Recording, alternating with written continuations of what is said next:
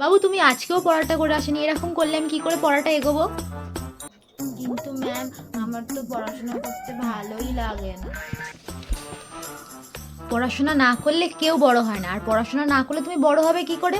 পড়াশোনা করলে তুমি যখন বড় হবে পড়াশোনা করে, তখন এত বড় একটা বাড়ি বানাতে পারবে, কত রকম গাড়ি কিনতে পারবে, কত জায়গায় ঘুরতে যেতে পারবে।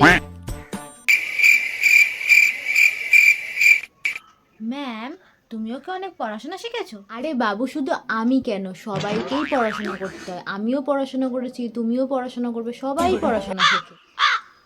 তাহলে ম্যাম, তুমি কেন ওই ভাঙা সাইকেলটা নিয়ে আমাকে পড়াতে আসো? আর তুমি তো কোথাও ঘুরতেও যাও না, সবসময় আমাকে পড়াতে চলে আসো। no, no, no.